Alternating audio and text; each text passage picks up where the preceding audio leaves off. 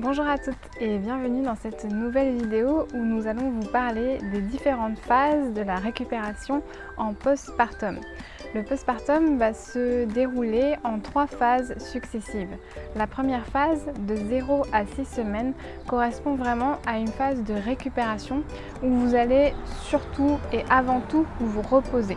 C'est-à-dire qu'il va falloir prendre le temps pour laisser à votre corps le temps de récupérer. Préférez la position allongée pour détendre l'ensemble de votre corps. Évitez de rester trop assise afin d'éviter de vous renfermer et de vous enrouler vers l'avant. Et quand vous êtes assise, pensez à bien vous grandir, à bien serrer vos omoplates et à ouvrir la cage thoracique. Pendant cette période, vous pouvez bien évidemment commencer la marche doucement, que vous ayez accouché par voie basse ou par césarienne. Parfois, lors des césariennes, les premiers pas sont un peu difficiles, mais je vous rassure, ça va très vite revenir. Et cette période-là, on peut reprendre du mouvement en fonction vraiment de l'accouchement qu'on a eu, parce qu'en césarienne ou par voie basse, ça ne va pas être la même récupération, bien évidemment. Et également de notre ressenti de comment on sent dans notre corps et la vitesse à laquelle il récupère. Et ça peut varier d'une femme à une autre parce que certaines femmes vont avoir besoin de plus de temps que d'autres en fonction de leur niveau déjà avant la grossesse et pendant la grossesse si elles ont continué à faire de l'exercice ou non. Donc ici, il sera question de mouvements doux, donc ça va être plus des étirements basiques et un travail de mobilité, un travail aussi de respiration du diaphragme et du périnée, donc connecter vraiment notre respiration diaphragmatique à notre périnée et de reprise de la marche aussi tranquillement. On peut commencer par 10 minutes et augmenter petit à petit en fonction de comment on se sent encore une fois. Là, ça va être important dans cette phase de bien surveiller l'alignement de notre corps, de ne pas être trop courbé en avant ou au contraire cambré en arrière et de bien réaligner notre bassin avec notre diaphragme pour être sûr qu'on se positionne de la bonne manière. Pendant cette première phase, il est possible de débuter la rééducation périnéale. La rééducation périnéale, ce sera vraiment le début avec une prise de conscience du périnée antérieur et du périnée postérieur. Le périnée antérieur correspond vraiment à tout ce qui va être vessie et rétention des urines au niveau de la vessie. Le périnée postérieur, quant à lui, correspond à tout ce qui va être rétention anale, donc retenir un gaz et retenir la selle. La première phase de la rééducation périnéale va être vraiment la prise de conscience de ces deux zones qui doivent être vraiment distinctes. Le centre du périnée va se situer entre l'entrée du vagin et l'anus. Tout ce qui va être à l'avant du centre tendineux du périnée correspond au périnée antérieur. Tout ce qui va être à l'arrière correspond au périnée postérieur. Vous pouvez vous entraîner à contracter votre périnée antérieur comme si vous vouliez stopper un jet d'urine et de manière séparée, vous pouvez vous entraîner à contracter votre périnée postérieur comme si vous vouliez retenir un gaz. Il faut, dans cette première phase, ne pas être trop exigeante avec vous-même. C'est normal que vous ayez peu de sensations. Ces sensations vont revenir petit à petit. Et à force de vous entraîner à dissocier les deux contractions, vous allez y arriver. Dans cette première phase, on peut aussi commencer à travailler le périnée avec la respiration. Quand on cherche à travailler le périnée avec la respiration, on va chercher à serrer le périnée tout le long de l'expiration. À l'inspiration, on cherchera toujours à être relâché. Donc vous pouvez vous entraîner sur plusieurs respirations à serrer le périnée tout le long de votre expiration. Plus vous allez souffler longtemps, plus vous allez serrer votre périnée de manière efficace et longue. De même, ne soyez pas trop exigeante avec vous-même. Les premières contractions avec la respiration sont parfois un petit peu difficiles, ça demande une certaine coordination. Et avec le temps, vous allez réussir à coordonner les deux de manière totalement naturelle. Dans la vie de tous les jours, votre périnée se contractera de manière automatique quand il en aura besoin.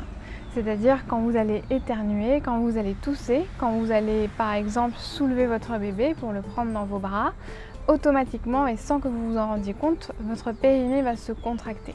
Pour que votre périnée se recontracte de manière automatique et quand vous en avez besoin, il va falloir faire ce qu'on appelle une reprogrammation du périnée, c'est-à-dire contracter le périnée alors même que vous faites par exemple d'autres mouvements comme des mouvements de levée d'une chaise, comme des mouvements de retournement au sol, comme des mouvements de squat ou de crunch, il faudra apprendre à contracter votre périnée avec toutes ces contraintes. Toute cette réorganisation au niveau du périnée va s'acquérir au fur et à mesure des mois qui vont suivre l'accouchement. Et dans la première phase, on va en rester à un travail de dissociation du périnée antérieur et du périnée postérieur et à un début de travail respiratoire. Pour la suite, il faudra attendre la deuxième phase postpartum qui va s'étaler de 6 à 20 semaines.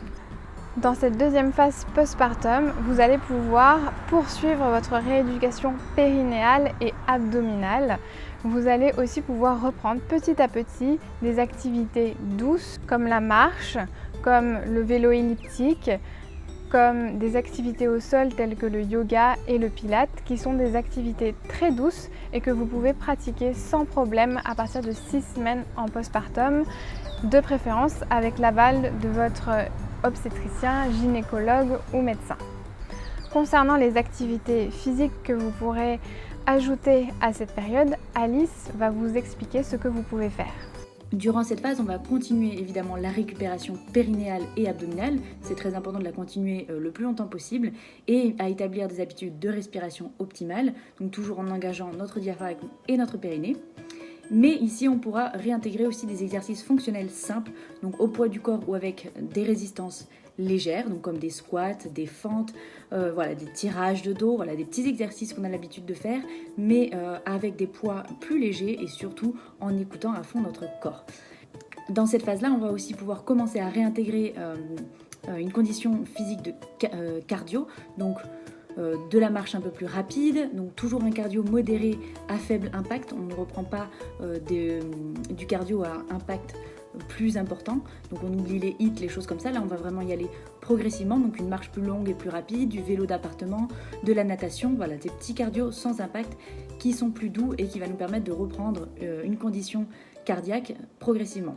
La rééducation périnéale durant cette phase va être beaucoup plus complexe et complète et elle va associer un travail respiratoire, un travail de contraction périnéale et si besoin également une rééducation du périnée postérieur. À cette rééducation périnéale pourra être ajoutée en concomitant si besoin une rééducation abdominale pour récupérer un abdomen fonctionnel et le plus esthétique possible. J'aime beaucoup expliquer aux femmes qu'après une grossesse, avoir son ventre de grossesse n'est pas une fatalité.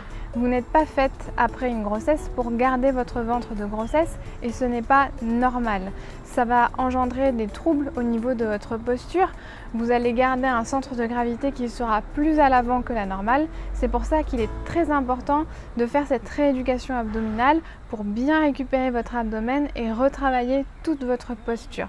Votre abdomen doit vraiment récupérer et être le plus ferme possible pour répondre aux contraintes de la vie quotidienne. Concernant la troisième phase de récupération postpartum, après 20 semaines, vous allez pouvoir maintenant réaliser toutes les activités physiques que vous désirez. Dans cette phase, on va continuer des exercices de maintien des muscles du périnée toujours et des muscles abdominaux et revoir évidemment toujours ces habitudes de respiration parce que c'est très important et ça va nous servir pour toute notre vie. On pourra donc ici enfin augmenter ces exercices de cardio, donc reprendre progressivement par exemple la course à pied et progresser également dans tout ce qui est renforcement musculaire, donc avoir des charges plus lourdes et un retour progressif en fait à un entraînement normal. C'est-à-dire que c'est dans cette phase-là où petit à petit on va pouvoir reprendre par exemple le crossfit si on faisait du crossfit avant, reprendre à la musculation des poids plus lourds si on en faisait avant, etc. Et c'est là où on va se reconstruire une routine sportive qui est bien plus poussée et bien plus comme avant la grossesse en fait. Donc voilà en gros le guide pour récupérer, sachant que chaque femme va avoir son propre rythme et que c'est important, très très important durant cette période d'être encadré pour être sûr de récupérer de la bonne manière, d'éviter donc tout ce qui est douleur, blessure ou dysfonctionnement et donc de pouvoir faire les exercices qu'il faut, ne pas reprendre trop vite si on n'a pas récupéré suffisamment. Et ça dépendra également aussi de l'accouchement et du niveau d'activité donc de la femme avant et pendant la grossesse. Parce qu'évidemment, un accouchement par voie basse ou un accouchement par césarienne, la récupération va évidemment être différente et va prendre plus ou moins de temps en fonction de comment le corps récupère. J'espère que cette vidéo vous aura plu et vous aura permis de mieux comprendre ce qu'est la récupération postpartum, et je vous invite à retrouver sur mon site internet mon e-book 21 jours de récupération postpartum, spécialement conçu pour venir compléter une rééducation périnéale et abdominale que vous pouvez débuter avant, pendant ou après votre prise en charge classique pour travailler de manière autonome, en toute sécurité, et pour approfondir un peu plus les exercices qui vous auront été proposés. Je vous dis à très bientôt. N'oubliez pas de vous abonner et de me suivre pour recevoir toutes mes prochaines vidéos. À très vite!